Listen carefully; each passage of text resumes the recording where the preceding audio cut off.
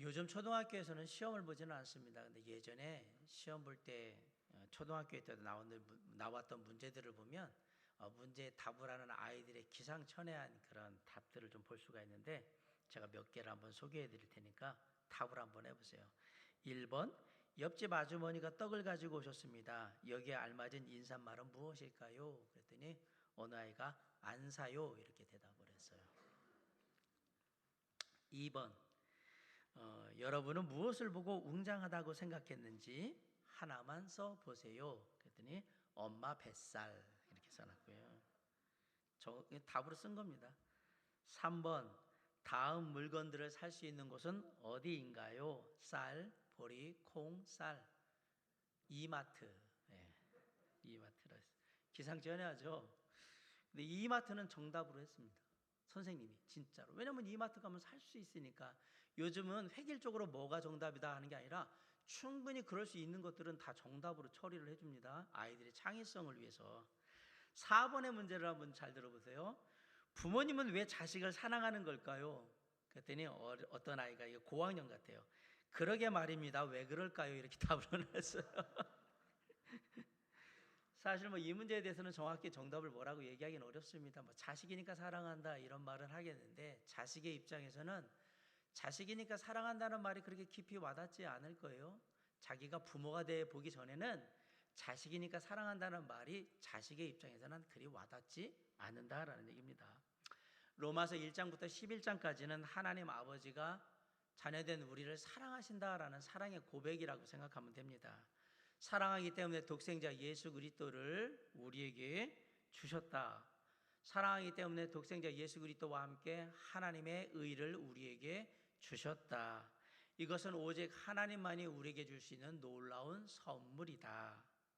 그리고 이제 12장부터는 이렇게 하나님의 놀라운 선물 되신 예수 그리스도를 마음에 함께하게 된 우리는 과연 어떻게 하나님께 답례를 해야 하는 것일까?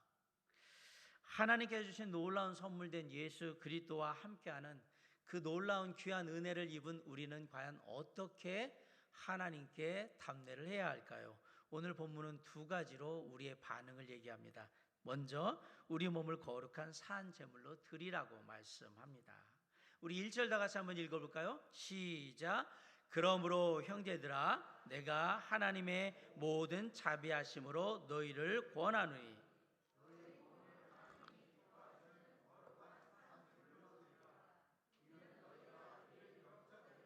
네, 사도 바울이 하나님의 모든 자비하심으로 너희를 권한다라고 시작을 하고 있습니다. 하나님은 사람을 사랑하시되 말씀으로만 사랑하지 않으셨습니다.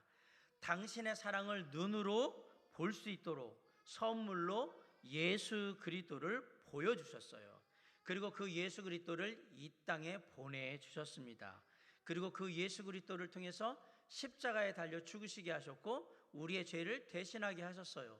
그리고 다시 부활하게 하심으로 지금 우리와 함께하게 해 주셨습니다.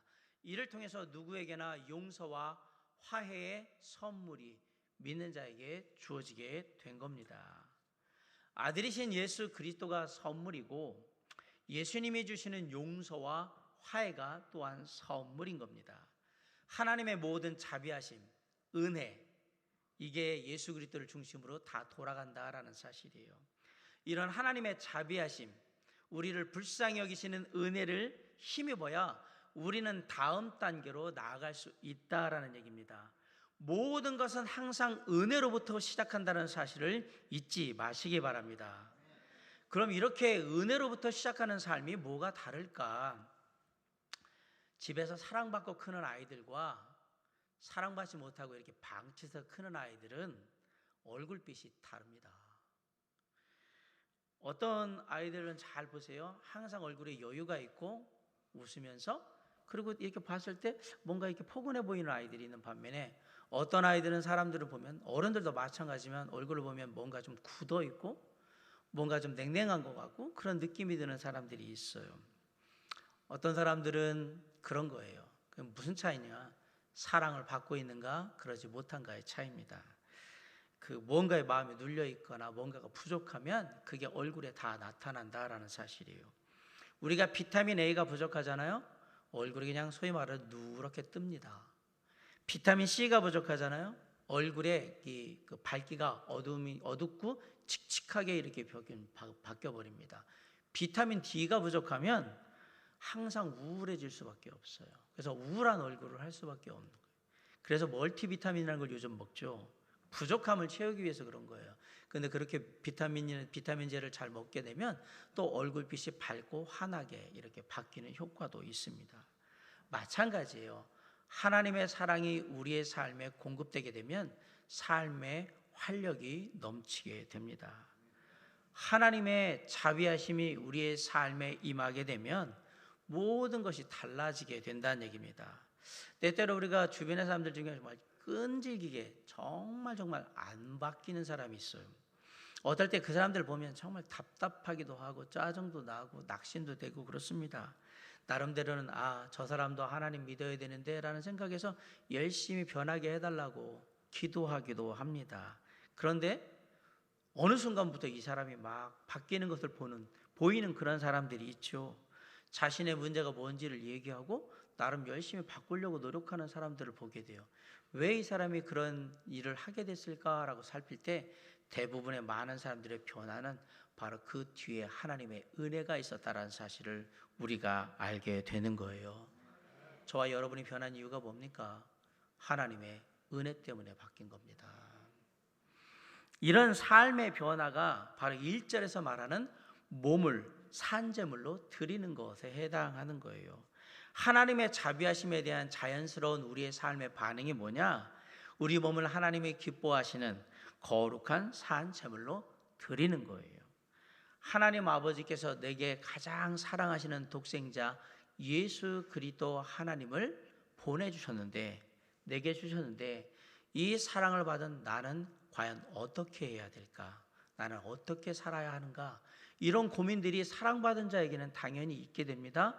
그 고민이 있는 사람에게 하나님의 자비하심이, 그 은혜가 임하게 될 때 그 사람은 그때부터 변하기 시작하는 거예요. 우리의 삶의 변화는 하나님의 은혜로부터 시작이 됩니다. 산 제물로 드린다라는 얘기는 매일의 삶 속에서 내가 드리는 시간, 물질, 수고, 이 모든 것이 다 하나님께 속해 있다라는 얘기입니다. 내가 가지고 있고 사용하고 있는 모든 것들은 다 하나님께 산 제물로 드려야 될 것들이에요. 물론 여기에는 우리의 말과 행동도 다 포함이 됩니다. 우리가 누군가에게 핀잔을 주거나 누군가를 비난하는 그런 말을 하잖아요. 그것은 하나님이 기뻐하시는 거룩한 산 제물이 될 수 없습니다. 사실 이런 제물들은 흠이 많고 죽은 제물인데, 우리가 그런 제물을 그동안 아무 생각 없이 막 하나님께 드리려고 했다라는 생각을 한번 해보면, 이러면 안 되는데 하는 생각이 우리에게 들 겁니다. 아울러서 사실 우리는 우리의 말과 행동이 하나님께 드려지는 산 제물이라는 생각을 사실 전혀 안 하고 살았을 가능성이 너무 높아요. 산 제물에는 우리가 생각하는 것하고 다르게 보이지 않는 것들도 다 포함이 됩니다. 하루 중에 내가 제일 많이 생각하는 것이 과연 무엇일까? 우리는 입술로 주님, 우리 주님, 예수님이라고 얘기하고 싶지만 현실의 삶은 전혀 그렇지 않을 거라는 사실이에요. 일에 치이고 삶의 스케줄에 치이고 사람에 시달리다 보면 우리가 주님 생각할 수 있는 시간이 그렇게 많지 않다라는 사실이에요. 그런 우리가 만약에 우리의 삶을 거룩한 산제물로 주님께 드린다고 했을 때 과연 그 제물의 모습은 어떨까 한번 생각해 보세요. 흠없고 정결하고 아름다운 일련된 양과 같은 그러한 모습일까요? 아니면 흠도 많고 병들어서 문제가 투성이인 그러한 양으로 드려지게 될까요? 정말 내가 가진 모든 것을 거룩한 산제물로 주님께 드리고 있습니까? 아니면 내 생각하기에 하나님께 이 정도만 드려도 뭐 하나님이 뭐라고 하진 않으실 거야 라는 수준의 정도에서 그냥 하나님께 드리며 그렇게 살고 계십니까? 사랑하는 성도 여러분, 우리의 삶을 위해서, 내 삶을 위해서 모든 것을 내어주신 하나님은 저와 여러분의 전부를 기대하고 계십니다. 아멘. 사랑은 전부가 아니면 아무 의미가 없습니다. 영어에 Love is all or nothing 이라는 말이 있어요. 사랑은 전부가 아니면 아무것도 아니다 이 얘기예요. 세상에 3분의 1만 사랑한다라는 말이나 반만 사랑한다는 말, 그런 사랑은 세상에 존재하지 않습니다. 저는 세상을 반 사랑하고요, 하나님을 반 사랑해요 라고 하거나, 어떤 연인이 저는 철수 씨를 반을 사랑하고요, 영수 씨를 반은 사랑합니다, 이런 사랑은 존재하지 않는단 말이에요. 이건 사랑이 아니에요.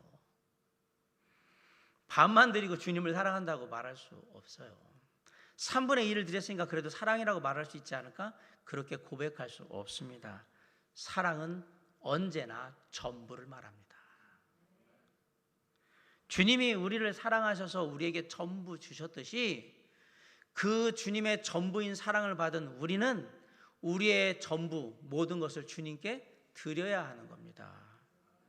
연인들 간에 서로 하는 대화, 사랑의 대화를 한번 보세요. 자기 나 사랑해? 그럼 내가 사랑하지. 얼만큼 사랑하는데? 아유, 하늘만큼 땅만큼 사랑하지. 자기는 나의 전부야. 내가 가진 모든 거 다 줘도 절대 아깝지 않아. 난 다 줄 수 있어. 이 말이 뭘까요? 내 사랑의 전부가 당신이라는 얘기잖아요. 사랑은 전부를 말하는 거예요. 반이나 3분의 1이나 3분의 2를 말하는 게 아닙니다. 나에게 전부를 주신 우리 주님께 주님은 전부를 기대하고 계신 거예요. 거룩한 산제물로 드리라는 말은 바로 그 얘기예요. 그 전부를 드리는 삶을 살게 될 때에 하나님께서 기뻐하시는 거룩한 산제물의 삶을 드디어 살기 시작하는 것입니다. 자기 아들을 아끼지 아니하시고 우리 모두를 위해서 다 내어주신 하나님 아버지께서 우리가 가진 모든 것을 주님께 다 제물로, 산제물로 드린다고 할 때 얼마나 기뻐하실까 한번 생각해 보시기 바랍니다. 이제 우리의 삶의 모든 영역에서 거룩한 산제물로 드리는 그런 삶의 시도들이 있어야 합니다. 일어나서 잠들 때까지, 하루의 시작부터 끝까지 우리의 삶이 거룩한 산제물이 될 수 있도록 해봐야 된다라는 얘기예요. 하루 24시간 모두가 거룩한 산제물로 드려질 수 있도록 주님의 은혜를 구하시기 바랍니다. 하나님의 자비하신 그 은혜가 임하면 얼마든지 그렇게 할 수 있다라고 얘기를 하는 거예요. 가족들과의 관계에서, 친구들과의 관계에서, 또 주변 동료들과의 관계에서, 이웃들과의 관계에서 사랑하는 성도 여러분, 거룩한 산 제물의 모습을 보여줄 수 있기를 간절히 바랍니다. 때로는 운전하는 그 시간을 통해서도, 때로는 내가 어디에 가서 물건을 사고 팔면서 함께하는 사람들과 함께하는 시간들 속에서, 때로는 가까운 사람들을 만나는 그 속에서도 우리는 거룩한 산 제물로 드려져야 한다라는 사실이에요. 그런데 이건 내가 할 수 있는 일이 아니에요. 하나님의 자비하심의 은혜가 임할 때만이 할 수 있는 일이라고 성경은 얘기합니다. 하나님의 은혜를 힘입어서 우리의 삶의 모든 영역에서 천천히 그러나 확실하게 거룩한 산 제물다운 말과 행동과 표정과 마음과 태도를 보임으로 그 영역이 더욱더 넓어짐으로 말미암아서 하나님의 사랑받는 자다운 삶을 살아가는 저와 여러분이 될 수 있기를 주님의 이름으로 간절히 축원합니다.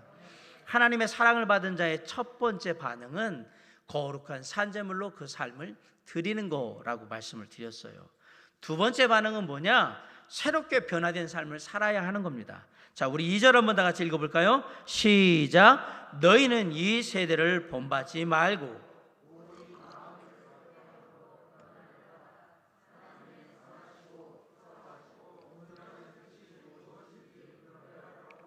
네, 1절에서는 우리가 하나님의 은혜를 받은 자로서 우리의 삶을 거룩한 산제물로 드려라 라고 얘기했고요, 그렇게 드리는 사람의 삶에 변화가 일어난다라고 얘기를 했어요. 2절은 그 변화가 일어날 때 그 다음 단계가 무엇이냐라는 얘기를 하고 있는 거예요. 삶이 하나님이 기뻐하시는 거룩한 산제물로 드려진 사람, 그 사람에게만 보여지는 세계가 있다라는 얘기예요. 예전에 어떤 탤런트 신구 씨가 했던 광고의 문구가 생각나요. 니들이 개맛을 알아? 이렇게 얘기했잖아요. 하나님께 거룩한 산제물로 그 삶을 드린 사람만이 경험할 수 있는 세계가 따로 있다, 이 얘기를 하는 겁니다. 1절에 거룩한 산제물로 삶을 드리는 단계가 없으면 2절은 절대 일어나지 않는 겁니다. 변화는 없다, 이 얘기를 말씀드리는 거예요. 몸이 거룩한 산제물로, 삶이 거룩한 산제물로 드려져야만 하나님에 의해서, 성령님에 의해서 변화가 일어나기 시작한다라는 얘기예요. 그렇게 변화되어야지만 하나님의 뜻을 알 수 있게 된다라는 얘기를 하는 겁니다. 우리 자신이 드려져야지 이 세대를 본받지 않는 변화가 일어나게 될 것이고, 그 속에서 하나님의 뜻이 무엇인지 깨닫게 될 거다라고 지금 얘기하고 있는 겁니다. 우리 주님이 일하시는 작업의 대상은 우리의 마음입니다. 하나님은 우리의 마음을 새롭게 빚으시기를 원하시는 거예요. 아직도 옛 습관의 지배를 받고 있기도 하고, 쉽게 옛 습관에 의해서 지배받을 수 있는 우리의 마음이기 때문에 하나님은 뭘 먼저 바꾸길 원하시느냐? 우리의 마음을 먼저 바꾸길 원하는 거예요. 그래서 마음을 새롭게 변화시키길 원한다라고 얘기를 하신 거예요. 그런데 대부분의 사람들은 그냥 익숙한 대로 살기를 원합니다. 3살 버릇 80까지 간다는 말이 있죠. 살아온 습관이라는 게 참 무섭습니다. 왜요? 잘 안 바뀌거든요. 변화를 거부하게 되고요, 내게 아닌 거는 관심도 없고 그걸 가지려고 노력도 하지를 않아요. 그래서 말씀드리는 거예요. 인간의 마음으로는 삶의 변화를 이루기 어렵다는 얘기입니다. 한자어 중에 참을 인자를 잘 보시면요, 참을 인자는 마음 심자 위에 칼도자가 딱 새겨져 있어요. 마음에 칼이 꽂혀 있는 거예요. 그리고 말씀을 말하는 어자가 들어있거든요. 그러니까 참을 인자는 마음에 칼이 꽂혀 있는, 심장에 칼이 꽂혀 있는 상태에서 말하는 거예요. 그러면 말할 때마다 움직여야 되잖아요. 사실 칼집 꽂히면 가만히 있어야지 그나마 고통이 있더라는데 말을 하잖아요. 참고 인내하면서 말하는 거거든요. 그 고통을 참고. 그게 참을 인자예요. 칼을 마음에 이렇게 품고 그러고 있으니까 얼마나 마음을 단단하게 잡고 있다라는 얘기인가. 그 모든 걸 참고 내가 의지적으로 할 거야, 이 얘기를 하는 건데, 하지만 내 의지로 단단한 마음을 먹을 때 안타깝게도 거기에 마음의 여유나 아량은 생기지 않습니다. 왜냐하면 내가 마음을 단단하게 좁히고 있기 때문에 그래요. 그런데 성경은 우리가 단단한 마음을 먹을 수 있는 또 다른 방법을 알려줍니다. 성령 하나님께서 마음을 주시면 되는데요, 성령 하나님께서 주시는 굳은 마음을 갖게 되면 거기에 사랑과 여유와 인내가 다 같이 따라오게 됩니다. 성령의 열매를 잘 보세요. 사랑도 있고요, 그 안에 여유도 있고요, 그 안에 인내도 다 있어요. 마음의 변화를 시키는 힘이 누구로부터 온다? 나로부터 오는 게 아니라 성령으로부터 온다라는 사실이에요. 이런 변화를 이루기 위하면 우리가 반드시 먼저 결단해야 될 것이 있습니다. 이 세대를 본받지 않기를 결단하셔야 합니다. 이 세대를 본받지 않는다. 너희는 이 세대를 본받지 말고 이 세대 사람들을 닮아가지 말라라는 얘기예요. 여기서 말하는 본받는다는 얘기는 지금 우리가 볼 때 보면 기계로 이렇게 딱딱딱 찍어내는 복제품, 복사품, 공산품 같은 그런 거로 생각하시면 돼요. 너희는 그걸 본받지 말라는 얘기예요. 세상은 우리가 세상의 사람들과 똑같이 복제품같이 똑같이 살기를 바라는 거예요. 근데 뭐라고 했어요? 그렇게 되면 안 된다라고 얘기를 한 겁니다. 사탄마귀는 우리가 세상의 가치를 따라 세상 사람들과 똑같은 삶의 방식을 가지고 말하고 행동하며 살기를 바랍니다.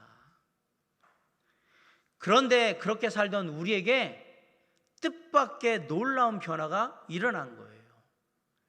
예수 그리스도께서 오셨고 그 예수 그리스도를 믿음으로 말미암아 우리가 구원받은 하나님의 자녀가 되었고 이제 더 이상은 세상을 따라 살지 않고 누구를 따라 사는? 주님을 따라 사는, 성령을 따라 사는 삶으로 삶이 바뀌게 된 거예요. 이제는 세상에서 야 똑같이 살아라 라고 복제품 같이 살아라 라고 얘기하는데 아니요 저는 그렇게 안 살 거예요 라고 말할 수 있는 그러한 이제 확신이 생긴 거란 말이에요. 우리에게 그런 변화가 일어났단 말이에요. 더 나아가서 지금까지는 제가 세상을 따라 살았는데 이제는 성령 하나님을 따라서 살겠습니다. 주님을 따라 살겠습니다. 말씀을 따라 살겠습니다는 삶의 변화가 일어난 거예요. 그러니까 그 변화를 이루기 위해서 누구에게? 우리의 삶의 변화를 이루시는 성령님께 도와달라고, 제가 계속해서 그렇게 변화를 이루면서 살게 해달라고 그렇게 도움을 요청하게 된 겁니다. 그렇게 우리는 변화하고 있는 겁니다. 제가 11월 들어오면서 집에 가지고 있던 헌 와이셔츠를 버렸어요. 하얀 색깔 와이셔츠 중에 어떤 건 사이즈가 안 맞기도 하지만 어떤 건 오래되고 해서 버렸어요. 왜 버렸냐? 새 와이셔츠를 샀으니까 나는 이제 앞으로 이 새 와이셔츠를 입어야 되겠다, 새 옷 입어야 되겠다 생각하니까 헌 거는 과감하게 딱 버릴 수 있겠어요. 어떻게 했냐고요? 어떻게 하겠어요? 재활용장에 가서 쓰레기장에 딱 갖다 버렸죠. 헌 옷은 이 세대를 따라가는 마음이라면 새 옷은 성령 하나님을 따라가는 마음이라고 생각하면 됩니다. 우리는 무슨 옷을 입었어요? 그리스도로 새 옷을 입었잖아요. 그럼 우리는 누굴 따라가야 되냐면 성령을 따라가는 삶을 사는 거예요. 그런데 그렇게 새 옷을 입었음에도 불구하고 우리가 이 세상을 하나님의 자녀로 살아가는 것은 그렇게 쉽지 않아요. 불편한 게 많아요. 구원받은 자로서 하나님의 자녀로 세상을 살아가는 것은 참 불편한 일이에요. 저는 목사로서도 그렇지만 목회자가 되기 전에도 술 마시는 모임 회식 자리 같은 데 이렇게 친구들 자리에 가면 참 불편했어요. 물론 얼마든지 그런 데 갈 수 있습니다. 멀리 바라보고 저 친구들도 구원받아야 되는 하나님의 자녀가 되어야 되니까 내가 전도해야 되니까 이렇게 생각하고 그렇게 갔었습니다. 만났고 함께 했습니다. 식사도 하고 가는데 따라가기도 하고 그리고 뭐 중요한 얘기들도 하고 이랬어요. 그런데 제가 불편해요. 근데 저만 불편한 게 아니더라고요. 친구들이 잘 안 불러요. 목사가 되고 나니까. 그렇잖아요. 술 마시는 사람들 속에 술 안 마시는 내가 가 있는 것도 불편하지만 술 안 마시는 내가 술 마시는 사람들 속에 들어있는 그 아이들도 불편했던 거예요. 친구들도. 그러니까 자연히 멀어지게 돼요. 어느 순간 참 서글펐어요. 이 친구들하고 멀어지게 되는구나. 어울리기가 쉽지 않으니까. 물론 그 중에 몇몇 친구들은 지금도 만나지만 참 어울리는 게 쉽지 않구나, 그런 생각이 듭니다. 함께하지 못하는 이유는 서로가 불편하기 때문에 그렇습니다. 왜 그럴까요? 나는 과거의 삶의 방식으로 사는 사람이 아니기 때문에 그래요. 저는 아까 와이셔츠 버렸다고 했잖아요. 헌 와이셔츠. 그 다음에 그게 아까워가지고 다시 재활용중 내가 옷감 버리는데 가가지고 뒤져가지고 그거 다시 꺼내다 입지 않았어요. 아니요, 다시 입을 생각이 전혀 없어요. 이전에 버린 습관을 다시 가져다가 그 습관대로 살 생각이 없습니다. 이제는 새로운 방법으로 사람들을 만나고 사람들과 함께 하려고 아예 삶의 패턴을 바꿨습니다.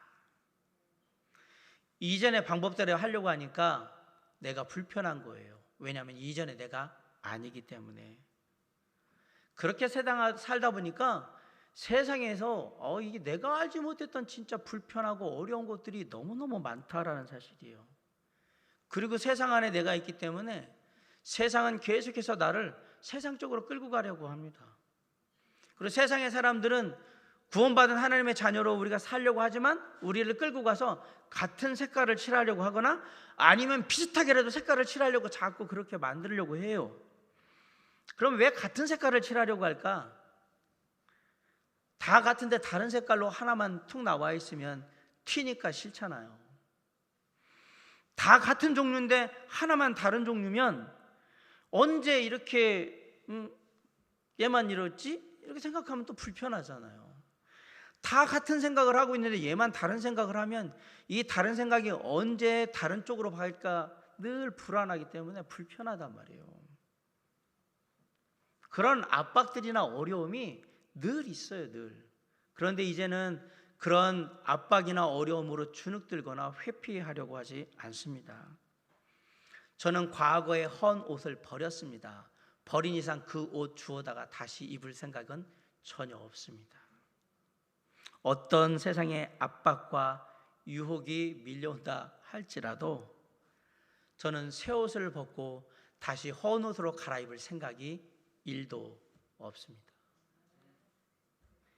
이게 우리 구원받은 하나님의 자녀들이 살아가야 되는 새로운 삶의 모습인 거예요. 거룩한 사람은 거룩하지 않은 게 불편한 게 맞는 거예요. 거룩하지 않은 사람은 거룩한 게 불편한 게 당연한 겁니다. 하나님께 자신의 삶을 산 제물로 드린 사람이 있는 곳에는 이 세상 사람들이 함께 할 때 불편함을 느끼는 게 당연하단 말입니다. 다르기 때문에. 저와 여러분이 믿지 않는 사람들 사이에 들어가 있잖아요. 그러면 불편한 게 당연하다는 얘기예요. 우리는 그들에게 껄끄러운 존재가 될 수밖에 없는 거예요. 아닌데요, 목사님, 저는 세상에 믿지 않는 사람들하고 할 때도 전혀 문제없이, 제가 얘기 드린 건 그게 아니에요. 거기서 무슨 튀는 행동을 하고 돌발 행동을 하고 그러라는 얘기가 아니라 그들과 함께 하지만 우리의 마음 가운데 늘 불편하고 어려운 것들이 있어요. 믿는 자이기 때문에 할 수 없는 것들, 해서는 안 되는 것들, 우리가 기억해야 되는 것들이 항상 있단 말이에요. 그리고 그들이 우리가 하나님을 믿는 사람이라고 할 때 뭔가 하면 안 되는 것들이 있거든요. 그러니까 서로가 불편한 그런 부분들이 있다라는 얘기를 드리는 거예요. 우리는 세상의 일반적인 사람들과 사는 방식이 다른 존재들이기 때문에 그렇습니다. 우리는 생각하는 가치관이 다르고요, 행동하는 그 원칙도 다르기 때문에 그래요. 성령 하나님께서 내 안에 계시고요, 우리는 하나님의 말씀의 가르침을 따라 삽니다. 그러다 보니까 다른 겁니다. 다른 게 정상이라는 사실을 기억하셔야 합니다. 구원받은 하나님의 자녀된 그리스도인이 세상 사람들과 똑같다, 이건 정말 말이 안 되는 거예요. 상상을 할 수가 없는 일인 거예요. 아니요, 목사님, 저는 세상에서 스파이처럼 살 거예요. 세상에 있는 모든 것 다 누리고요, 세상을 따라서 다 살긴 할 건데 하나, 저는요 신분만 숨겼지 저는 그리스도인이에요. 저는 그렇게 살 거예요. 이런 그리스도인은 존재하지 않습니다. 어떻게 우리가 세상의 걸 다 누리고 세상 사람들은 걸 다 하고 그러면서 내가 아무것도 얘기는 안 하는데 내가 그리스도인이라고 그럴 수 있냐? 미안하지만 이런 그리스도인은 세상에 존재하지 않습니다. 죄송합니다. 이런 그리스도인은 없습니다. 그리스도인이라고 말하지 말아야 합니다. 사람이 누군가를 사랑하면 그 얼굴에 그 사랑이 다 나타납니다. 세상에 숨길 수 없는 것 중에 하나가 뭐라고 그랬어요? 누군가를 사랑하면 절대 못 숨겨요. 말과 행동에 얼굴빛에 다 나타나요. 놀랍게도 우리가 누군가를 미워하잖아요. 그 누군가를 미워하는 그 미움이 우리의 얼굴과 말과 행동에 다 배어 나옵니다. 우리가 누군가를 그리워하지 않습니까? 그럼 그 그리워함이 우리의 얼굴에도, 우리의 말에도, 우리의 행동에도 다 배어 나오게 되어 있습니다. 하물며 십자가에 달려서 나를 구원하시기 위해서 달려 죽으신 예수 그리스도의 그 크신 사랑이 내 안에 충만한데 그 사랑이 내 얼굴과 내 말과 내 삶에 하나도 배어나오지 않는다는 말은 상상하기가 어렵다는 사실이에요. 어찌 그런 일이 벌어질 수 있는가?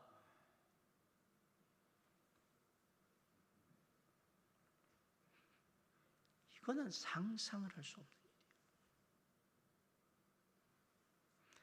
저와 여러분이 예수 그리스도의 가르침대로 살고 있다면 주변에 이것 때문에 불편해하는 사람들이 많아야 되는 게 정상입니다. 저와 여러분이 예수님의 가르침대로 살고 있다면 주변에 그것 때문에 저와 여러분을 안 좋아하는 사람이 많은 게 정상입니다. 그 중에 제일 저와 여러분을 안 좋아할 게 누구냐? 사탄마귀일 거예요. 제일 싫어할 거예요. 당연히. 그래서 사탄마귀는 어떻게든 우리를 이전에 우리의 모습대로 끌고 가려고 하는 거예요. 죄악됐던 모습, 막 살던 모습, 그냥 하루하루 그냥 마음대로 살던 모습, 거기로 계속 이전의 모습으로 끌고 가기를 원하는 거예요. 그렇게 나를 이전의 모습으로, 세상에서 살던 모습으로 끌고 가기 위해서 가까운 사람들을 통해서 회유하기도 하고 압박을 주기도 하고 교묘한 속임수를 쓰기도 하면서 우리가 그 죄의 올무에 갇히도록 그렇게 자꾸 우리를 유혹하는 거예요. 사랑하는 성도 여러분, 그럴수록 더욱더 새 옷을 입은 자답게 사셔야 합니다. 주님과 성령을 의지하는 새 옷을 입은 자답게 살아야 돼요. 어떻게? 성령을 의지하면서 그 안에서 하나님의 뜻을 구하면서 사는 거예요. 우리 2절 다시 한번 읽어보겠습니다. 시작. 너희는 이 세대를 본받지 말고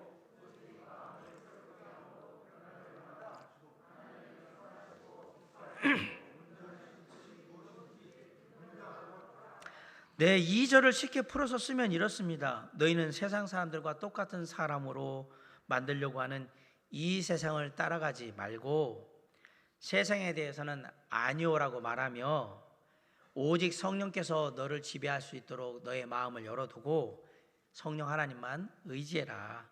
그러면 하나님의 선하시고 기뻐하시고 온전하신 뜻이 무엇인지 알게 될 것이다.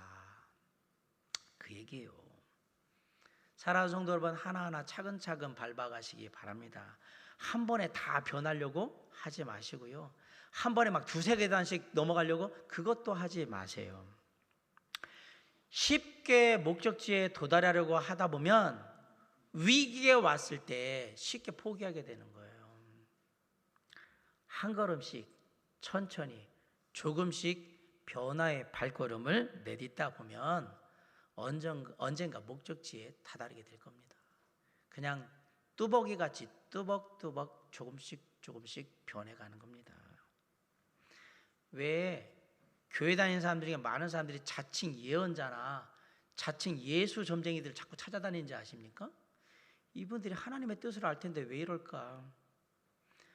천천히 시간을 거치면서 알아야 될 하나님의 뜻, 이것을 넘어가서 나만 빨리 먼저 하나님을 알고 싶은, 하나님의 뜻을 알고 싶은 욕심 때문에 자칭 예언자요 그리고 예수 점쟁이들 찾아다니는 거예요.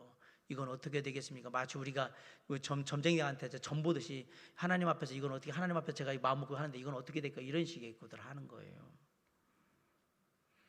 하나님께 내 삶의 모든 것을 다 거룩한 산제물로 드리기는 싫고, 성령님의 인도하심은 받고 싶기는 한데 언제 인도하심 받아서 언제 이게 이루어질지는 모르겠고, 그러니까 너무 답답하고 지루하니까 빠른 길을 찾았던 거예요. 그 빠른 길이 바로 자칭 예언자요 예수 점쟁이들을 찾아들기 시작하는 거예요.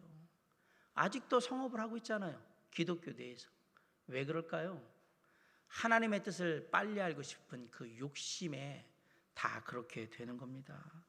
사랑하는 성도 여러분, 나를 향하신 하나님의 선하시고 기뻐하시고 온전하신 뜻은 우리가 무엇인지 그냥 하나하나 천천히, 하나하나 한 걸음씩 천천히 알아가도 절대 늦지 않습니다. 조급해하지 마시기 바랍니다. 그렇게 내 삶을 들여서 변함없이 묵묵히 뚜벅뚜벅 주님이 말씀하시는 길을 가다 보면 언젠가 내 마음의 눈이 밝아지고, 아하, 이것이 나를 향한 하나님의 뜻이었구나라는 사실을 분명히 보게 되는 그때가 반드시 오게 될 겁니다. 사랑하는 성도 여러분, 우리는 변화되어야 하는데, 새롭게 변화되어야 하는데 그걸 한꺼번에 다 하려고 하지 말라는 얘기입니다. 주님이 천천히 열어주시는 길을 묵묵히 한 걸음 한 걸음 날마다 성령 안에서 그렇게 걸어가다 보면 조금씩 조금씩 새롭게 변화되어가는 나의 모습을 보게 될 텐데, 그것이 주님이 나에게 원하시는 모습이라는 사실을 잊지 마시기 바랍니다. 오늘 말씀을 마치면서 이 얘기를 드립니다. 오늘 본문은 하나님의 사랑으로 구원받은 자로서 먼저 우리의 삶을 하나님이 기뻐하시는 거룩한 산 제물로 드려보라고 권면을 합니다. 거룩한 산 제물로 우리의 삶을 드려봐야 경험할 수 있는 세계가 있다라고 얘기를 합니다. 거룩한 산 제물로 우리의 삶을 드려보아야 변화를 이끄는 그 경험을 할 수 있다라고 얘기를 합니다. 처음에는 이런 삶의 변화가 더디 일어난 것 같고 내가 생각하는 것만큼 되지 않는 것 같아서 되게 답답하고 힘들겠지만, 일단 삶의 변화를 위해서 걸어가다 보면 하나님의 은혜가 우리에게 임하기 시작하면서 우리의 삶이 새롭게 막 변해가기 시작할 겁니다. 그리고 내 삶을 전부 주님께 드리게 될 때에 우리가 드리게 되면 드리는 쪽에 자꾸 신경을 쓰게 될 것이고요. 그리고 그쪽을 더 잘하게 될 거예요. 그럴 때 어느 순간부터는 우리가 세상의 가치와 방법과는 전혀 다른 삶을 살고 있는 나의 모습을 알게 될 거예요. 보게 될 거예요. 그리고 세상의 주변에 있는 사람들은 우리가 그들과 다른 방식의 다른 가치관을 가지고 사는 사람들이라는 사실을 또한 보게 될 겁니다. 이 길이 비록 힘들고 먼 길이기는 하지만 주님의 자녀로서 그리스도로서 우리가 가야 할 길이고, 우리의 삶은 주님께 거룩한 산 제물로 드리고 성령의 도우심으로 변화되어서 나아가야 될 길이기 때문에 우리는 오늘도 하나님의 선하시고 기뻐하시고 온전하신 뜻이 여기에 있음을 믿고 더 기쁜 뜻을 깨닫기 위해 묵묵히 주님의 길을 가는 것입니다. 사랑하는 성도 여러분, 어떻게 살아야 합니까? 우리의 몸을 거룩한 산제물로 주님께 드리며 새롭게 변화된 삶을 살아야 합니다. 그것이 구원받은 하나님의 자녀의 삶임을 잊지 않고 이번 한 주간도 거룩한 삶의 제물로 주님 앞에 온전히 드려져서 우리의 삶의 아름다운 변화들이 함께하는 그런 귀한 삶이 될 수 있도록 주님이 축복하시고 은혜 가운데 이끄시기를 주님의 이름으로 간절히 축원합니다. 기도하시겠습니다. 사랑과 은혜가 풍성하신 아버지 하나님, 이 시간 기도합니다. 우리의 삶이 드려져서 새로운 변화를 이루길 원합니다. 하나님이 기뻐하시는 거룩한 산 제물이 되기를 원합니다. 우리를 통해 하나님의 역사하심이 나타나길 원합니다. 우리를 사용하여 주시옵소서. 우리 가운데 임하여 주시옵소서. 우리를 통해 우리 주 예수 그리스도가 전해질 수 있도록 역사하여 주셨길 간절히 바라오며 예수 그리스도의 이름으로 감사하며 기도를 쌉나이다. 아멘. 해 아래 새 것이 없나니